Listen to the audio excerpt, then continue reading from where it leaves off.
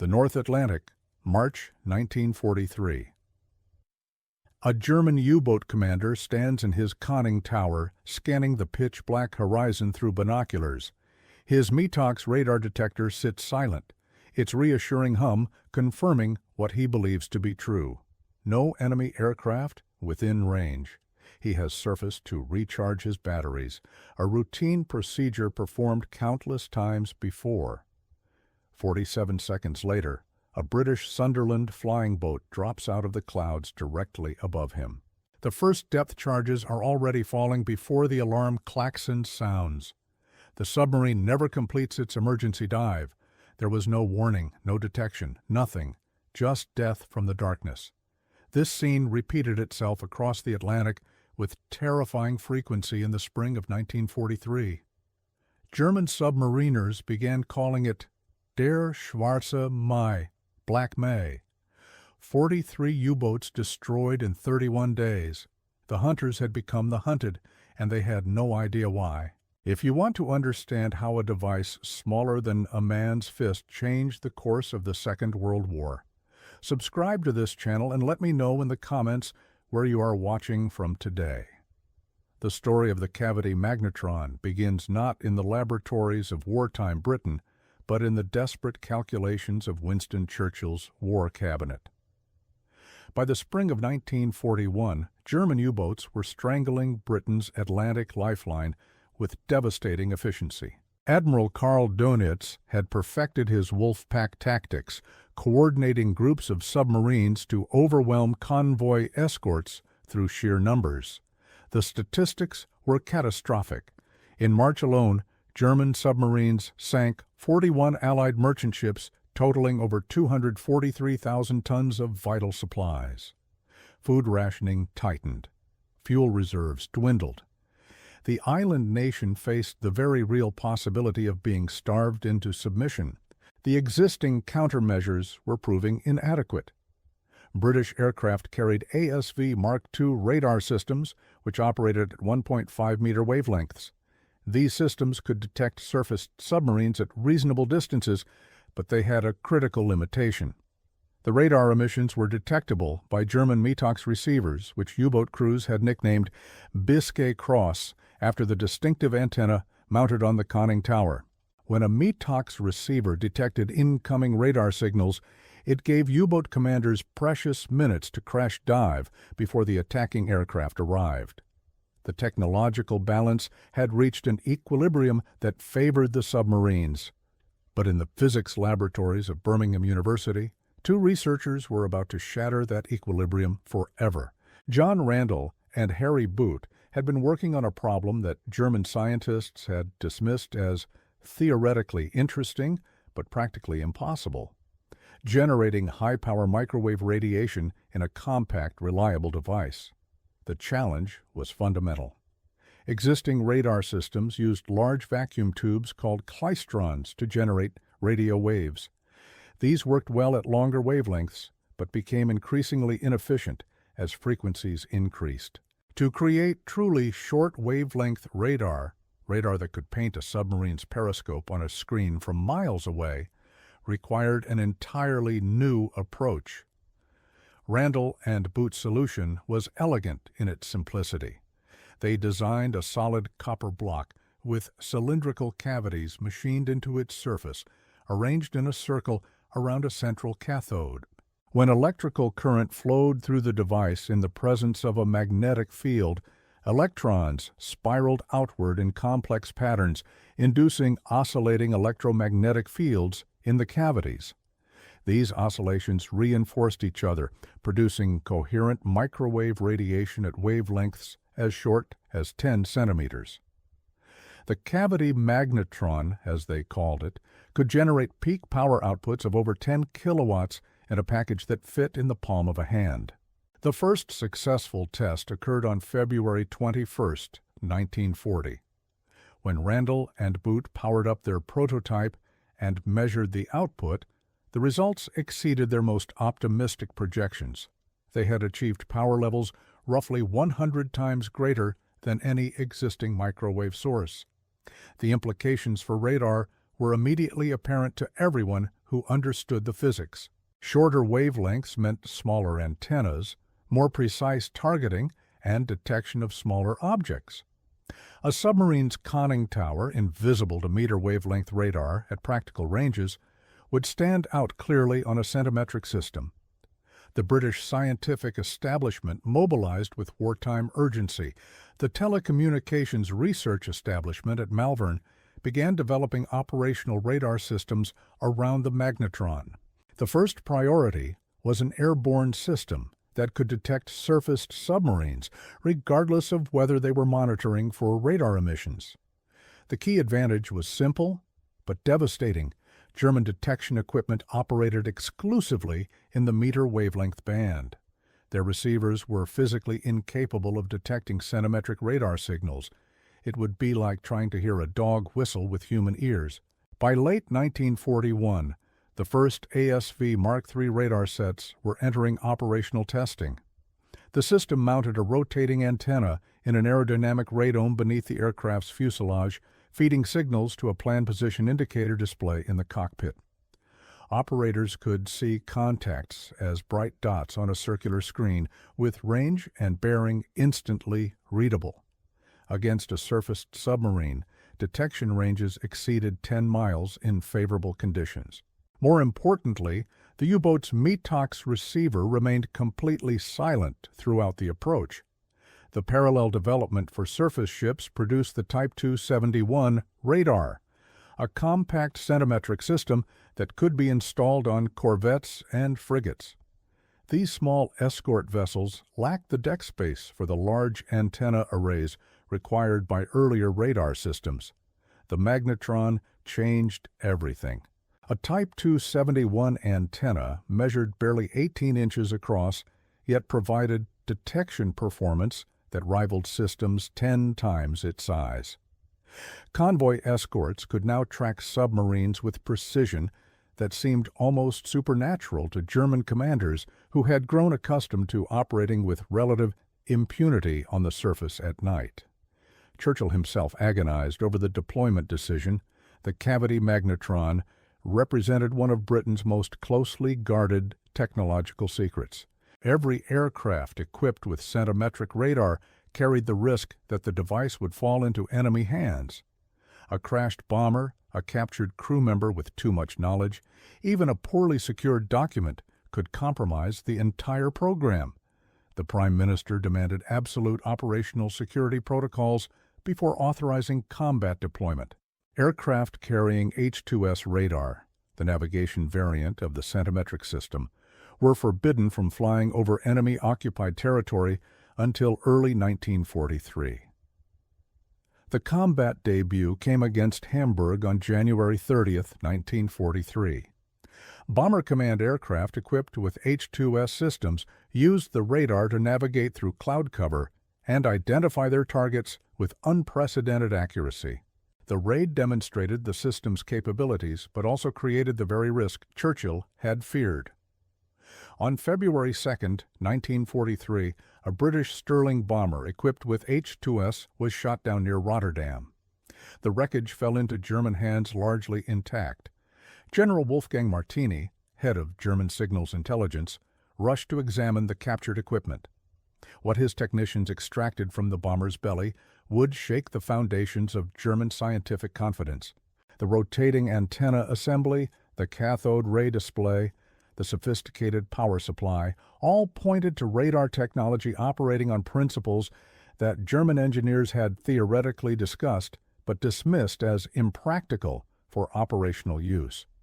But when they carefully removed the transmitter assembly and examined the component at its heart, they found themselves staring at the impossible made real. The captured cavity magnetron measured barely 10 centimeters across. This small copper cylinder generated more microwave power than any device German science could produce.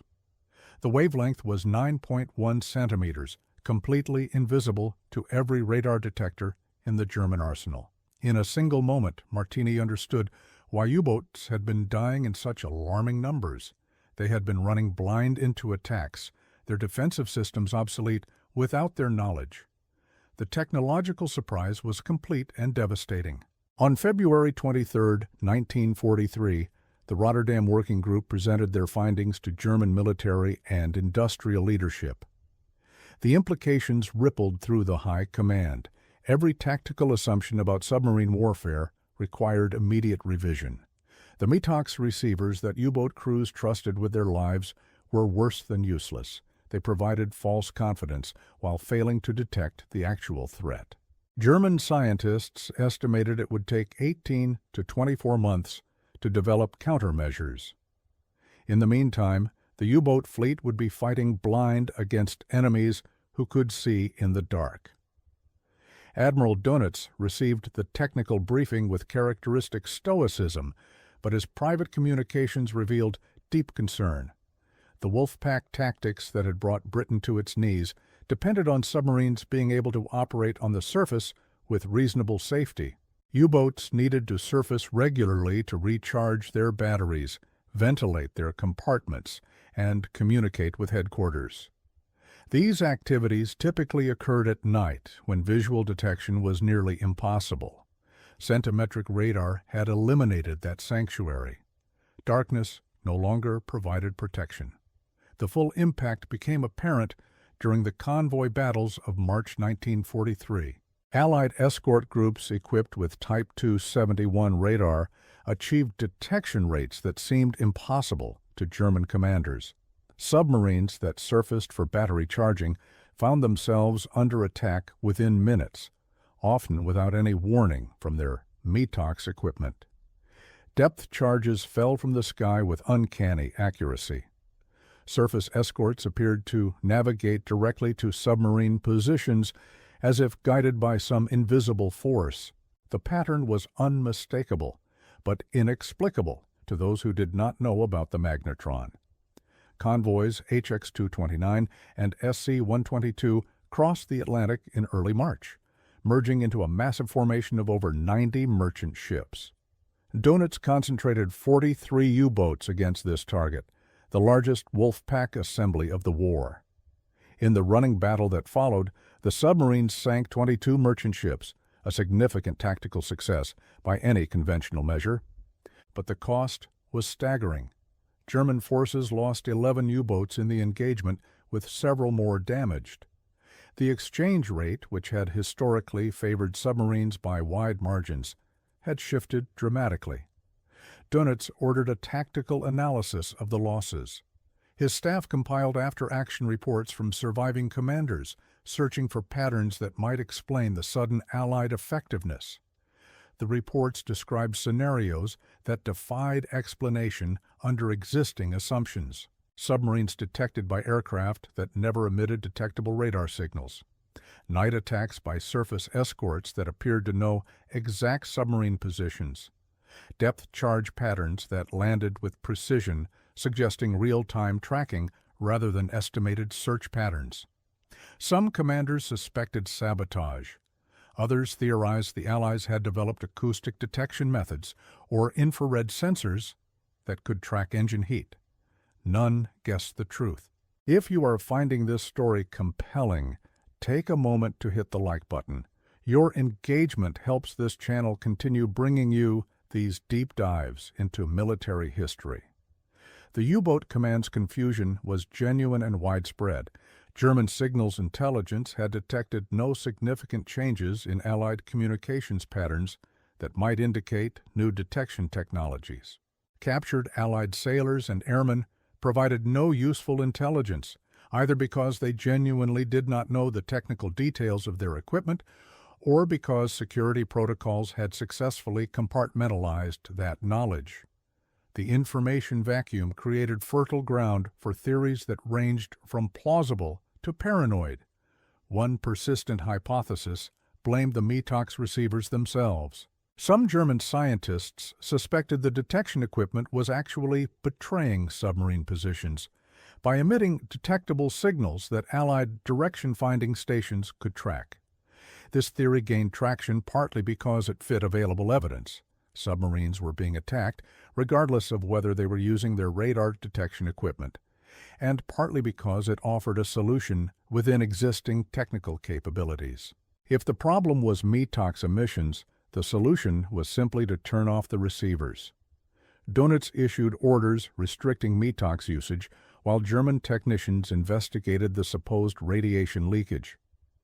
The investigation eventually concluded that METOX emissions were too weak to be detected at useful ranges, but by then the damage was done. U-boat crews now faced an impossible choice: run their detection equipment and potentially reveal their positions, or disable it and lose their only warning system. Either option left them vulnerable. The actual threat, centimetric radar that METOX could not detect under any circumstances, remained unidentified. April 1943 brought no relief. Allied losses continued to decline while U-boat casualties mounted.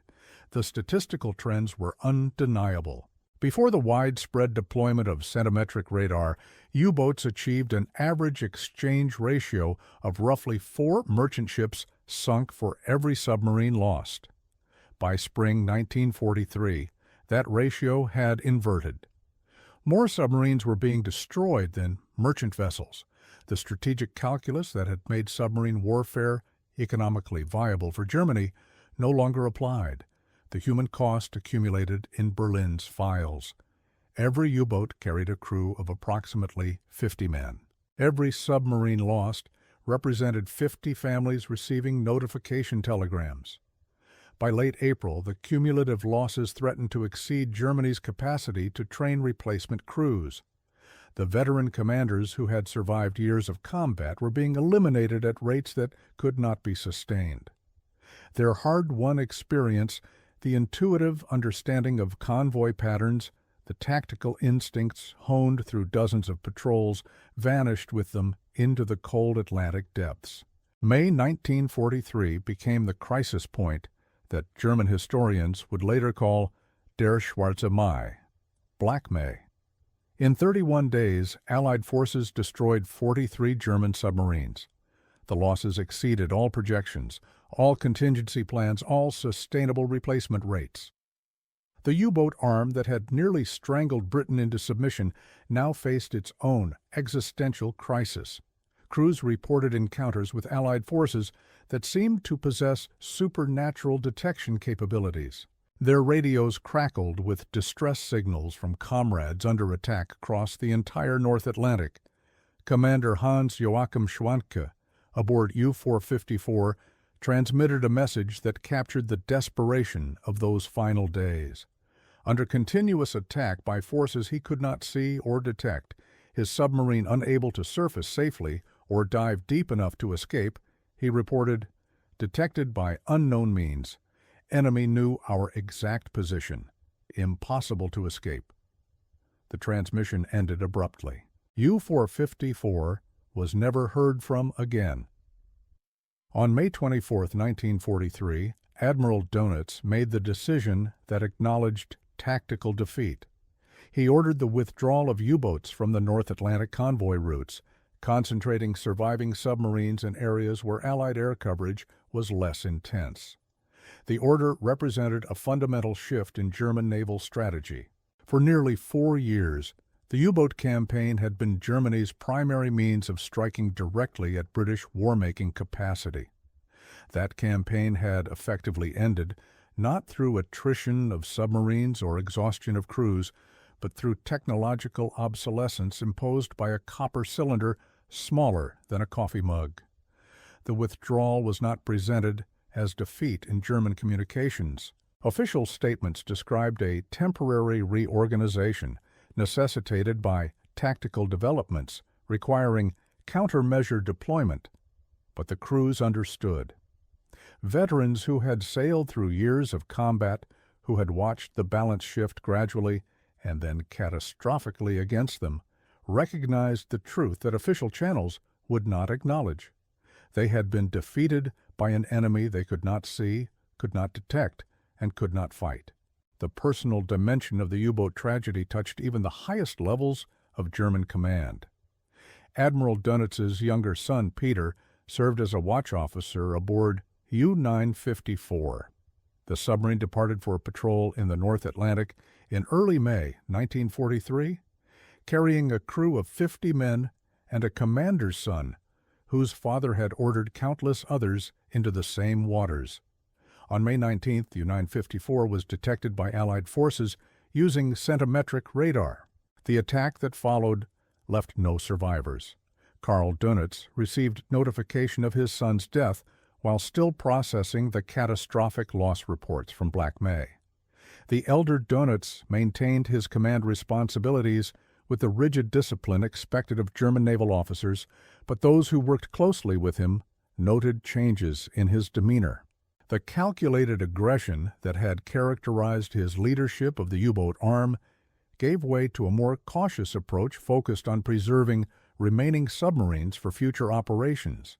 The father's grief and the admiral's strategic assessment aligned on the same conclusion.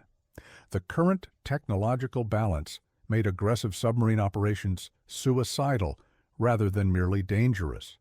German scientists raced to develop countermeasures. The Rotterdam findings had provided a starting point. They now knew the wavelength they needed to detect. Building receivers sensitive to centimetric radar was theoretically straightforward, but practically challenging. Existing vacuum tube technology could not easily be adapted to the higher frequencies. German industry lacked experience with microwave electronics on the scale required for rapid mass production.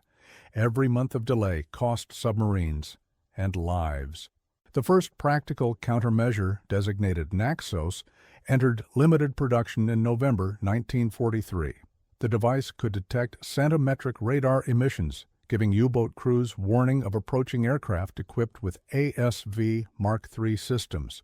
But Naxos arrived too late and in too few numbers to reverse the strategic situation. By the time meaningful quantities reached operational boats, the Allies had established air supremacy over the entire North Atlantic. Even with warning, submarines could rarely escape the coordinated hunting groups that now patrolled the convoy routes.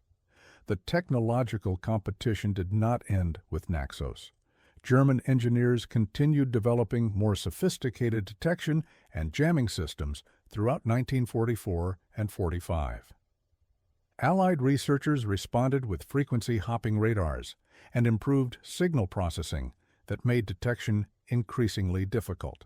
The electromagnetic warfare that began with Randall and Booth's copper cylinder evolved into an ever-escalating contest of measure and countermeasure.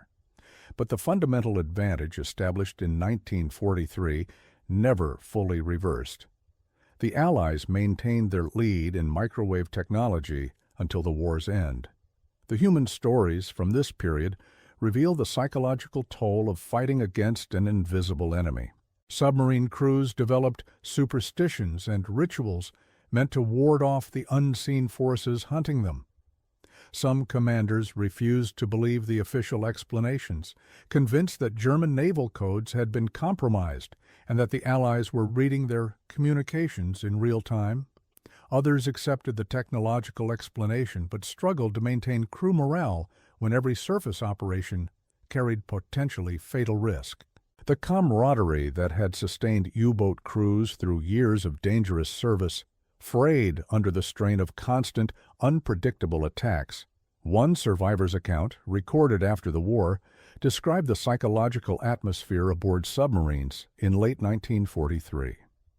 We surfaced only when absolutely necessary, and even then with maximum vigilance.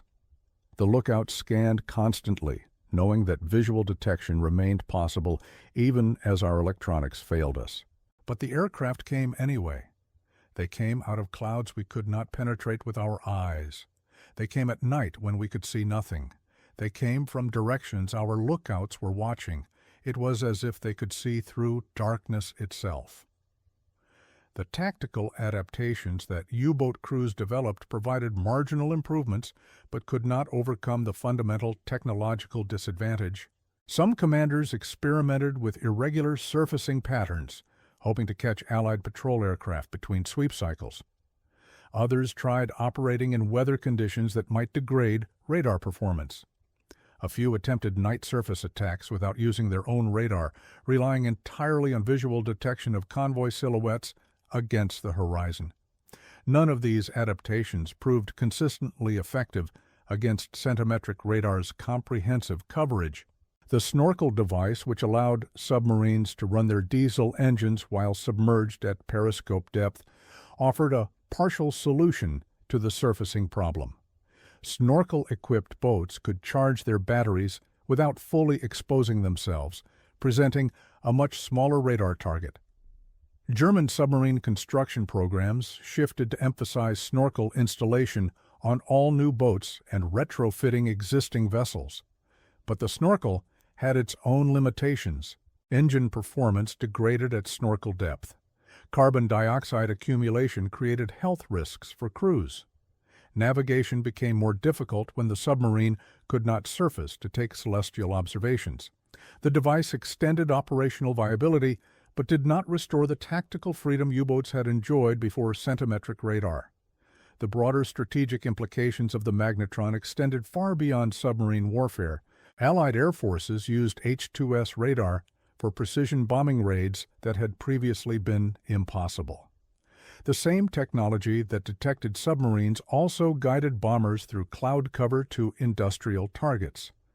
German cities that had relied on weather and darkness for protection found themselves vulnerable to attacks that came regardless of conditions.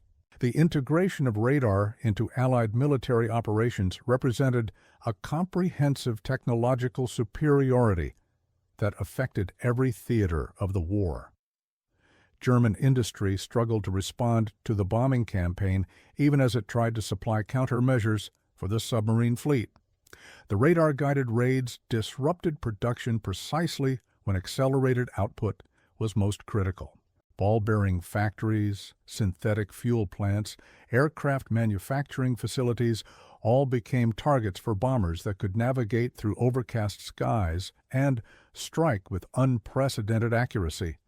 The magnetron's impact multiplied across every sector of the German war economy. The intelligence implications were equally significant.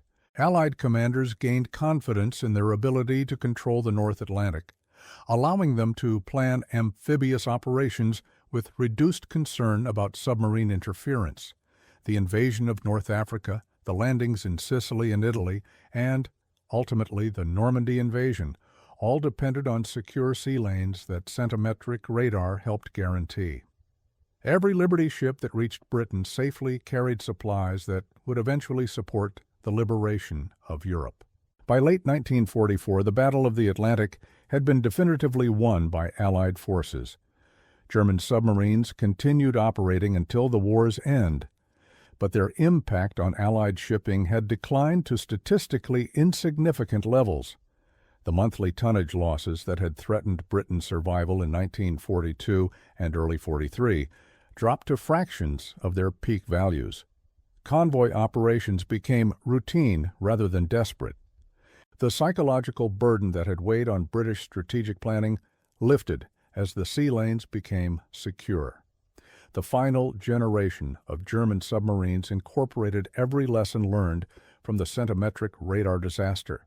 The Type 21 U-boat, designed for maximum submerged performance, could travel faster underwater than on the surface.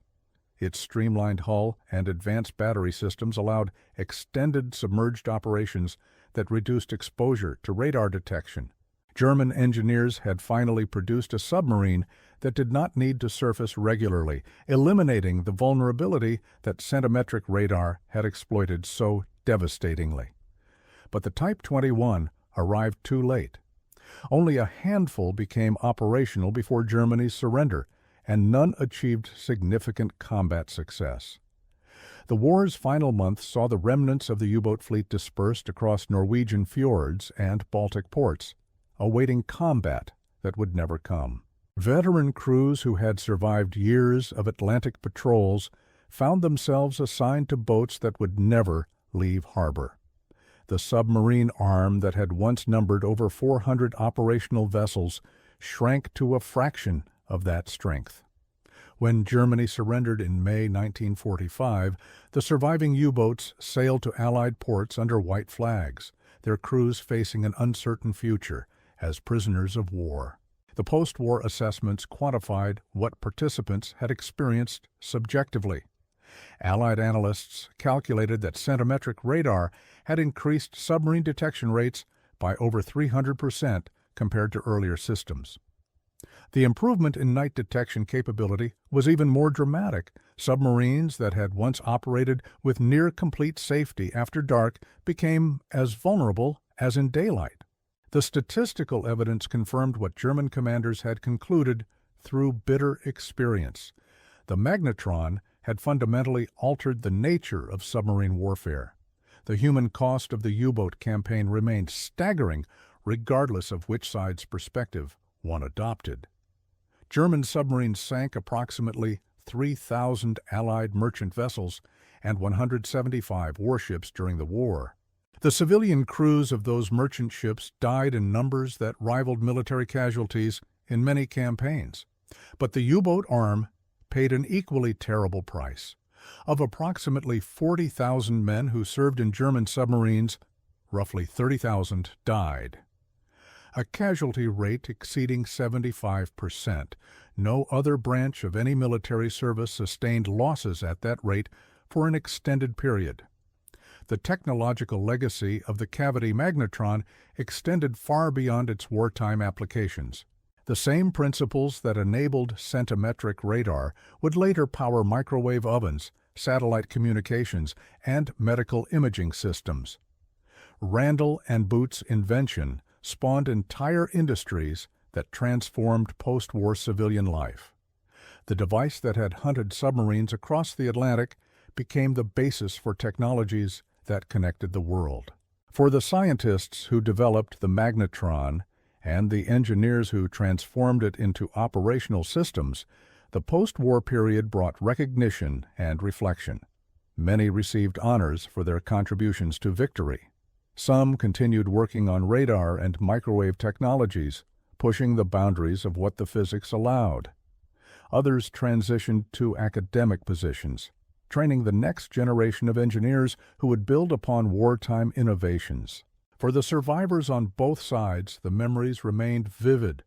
Allied air crews who had flown endless patrol hours over the gray Atlantic remembered the tension of searching for contacts that could mean life or death for convoy sailors below. German submariners who had endured the terror of attacks by invisible enemies remembered the helplessness of facing technology they could not comprehend or counter. The shared experience of technological warfare created bonds among veterans that transcended the political divisions that had sent them into combat. The strategic lessons of the centimetric radar campaign influenced military thinking for decades. The importance of technological surprise, the vulnerability of established systems to disruptive innovation, the necessity of continuous research and development all became axioms of Cold War military planning. Both superpowers invested heavily in radar and electronic warfare capabilities, each remembering how completely the magnetron had shifted the balance in the Atlantic. The Battle of the Atlantic stands as one of history's clearest examples of technology determining strategic outcomes. The submarine threat that nearly defeated Britain was neutralized not by attrition of German industrial capacity or exhaustion of trained crews, but by a single breakthrough in microwave electronics. The copper cylinder that Randall and Boot created in 1940 transformed warfare as fundamentally as the machine gun or the aircraft carrier.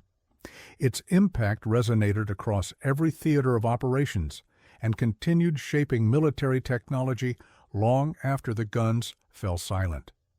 If this story of technological warfare has captured your attention, consider subscribing for more deep dives into the weapons, tactics, and technologies that shape the 20th century's greatest conflicts. Your support enables continued exploration of these critical moments in military history. The cavity magnetron's journey from laboratory curiosity to war-winning weapon illustrates the unpredictable nature of technological development. German scientists had theoretically understood the principles that made the device possible. They had discussed centimetric radar in academic papers and professional conferences, before the war began, but they had dismissed the practical implementation as too difficult for near-term deployment. That dismissal, based on reasonable engineering assumptions about the state of the art, proved catastrophic when British researchers achieved what German theory had declared impossible. The cultural factors that enabled British success remain subjects of historical debate. Some analysts point to the organizational flexibility that allowed Randall and Boot to pursue unconventional approaches without bureaucratic interference.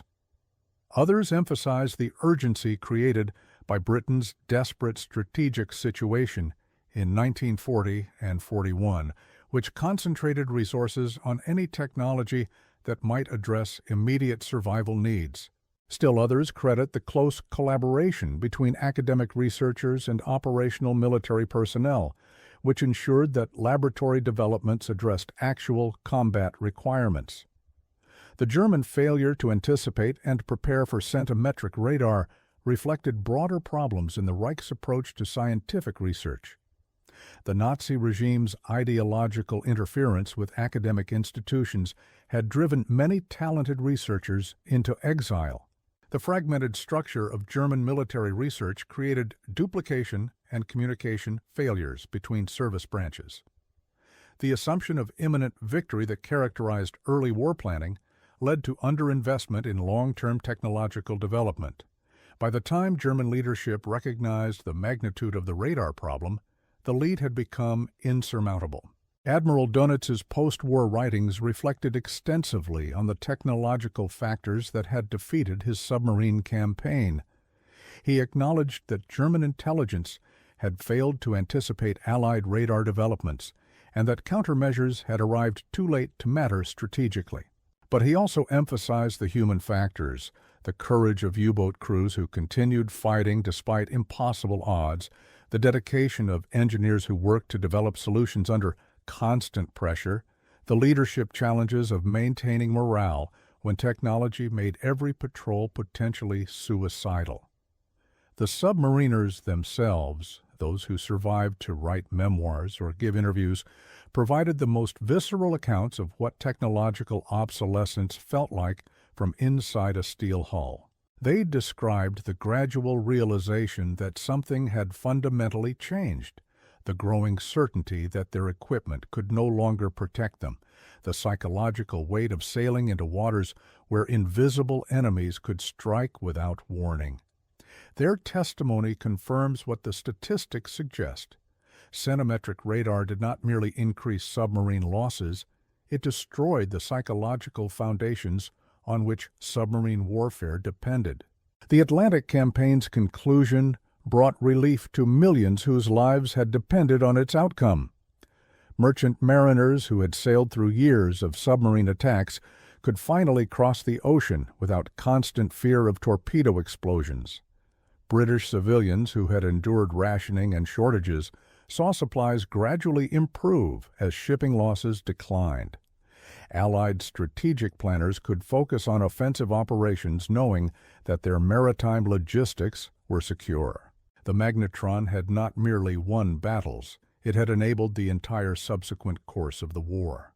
The technological warfare of the Atlantic established patterns that would recur throughout the Cold War and beyond. Electronic surveillance and countermeasures became central elements of military competition between major powers. The race to develop superior sensors and the parallel race to defeat enemy sensors created permanent demands on defense budgets and scientific establishments. The submarine versus radar dynamic that played out in 1943 foreshadowed similar competitions between missiles and missile defenses, stealth aircraft and detection systems, cyber attacks, and cyber defenses. The historians who have studied the Battle of the Atlantic generally agree on the magnetron's decisive importance, though they debate the precise timing and mechanism of its impact. Some emphasize the direct effect of improved detection on submarine casualties. Others focus on the indirect effects, the way radar superiority forced tactical changes that reduced submarine effectiveness even when submarines survived individual encounters. Still others point to the intelligence advantages that radar coverage provided, enabling Allied commanders to route convoys away from submarine concentrations.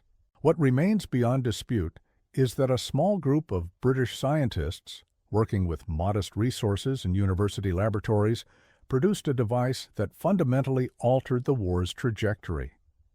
The cavity magnetron did not win the Battle of the Atlantic by itself. Convoy tactics, code-breaking, industrial production, and countless individual acts of courage all contributed. But without the magnetron, those other factors might not have sufficed. The technology provided the foundation on which victory was built. The German submarines that sailed into the Atlantic in 1939 and 1940 expected to fight a war of stealth and surprise. They carried torpedoes and deck guns, but their primary weapon was invisibility. The vast ocean surface offered countless places to hide, and darkness provided reliable protection during surface operations. Against these natural advantages, Allied escort vessels and patrol aircraft struggled to locate targets that could appear anywhere and disappear instantly. The technological balance favored the hunters beneath the waves. The cavity magnetron changed that balance permanently. It stripped away the darkness that had protected submarines. It revealed the hunters to those they stalked. It transformed the vast Atlantic from a hiding place into a hunting ground where Allied forces held the advantage. The German crews who experienced this transformation firsthand understood its meaning better than any strategic analyst. They had sailed confident in their invisibility and discovered, often fatally, that they could be seen. The final measure of the magnetron's impact lies not in tonnage sunk or submarines destroyed, but in the strategic outcome it enabled. Britain survived. The Atlantic lifeline remained open. The Allied coalition maintained its unity across the ocean that separated its members. The invasion of Europe proceeded on schedule with secure logistics. All of this followed from the technological superiority that centimetric radar established in 1943. The small copper cylinder that generated microwaves became one of the most consequential inventions in military history. For those who study warfare and technology, the Battle of the Atlantic offers lessons that remain relevant. Technological surprise can shift strategic balances faster than any other factor. Defensive systems become vulnerable to disruption without warning. Assumptions about enemy capabilities require constant reassessment.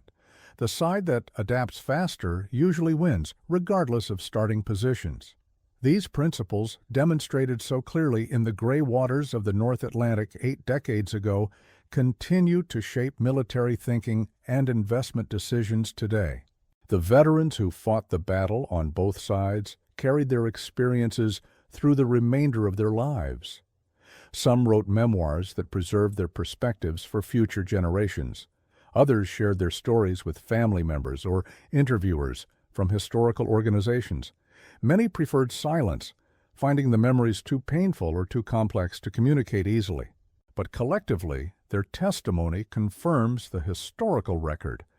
The cavity magnetron transformed submarine warfare from a viable German strategy into a catastrophic German defeat. The story ends where it began, with submarines dying in darkness they believed would protect them. The technology that made their deaths possible emerged from theoretical physics and wartime desperation, from brilliant scientists and desperate strategic necessity, from copper and magnetism and the relentless pressure of a war that demanded innovation. The hunters became the hunted. The invisible became visible. The war at sea turned decisively in favor of those who could see through the night. They never saw it coming, because they could not see at all.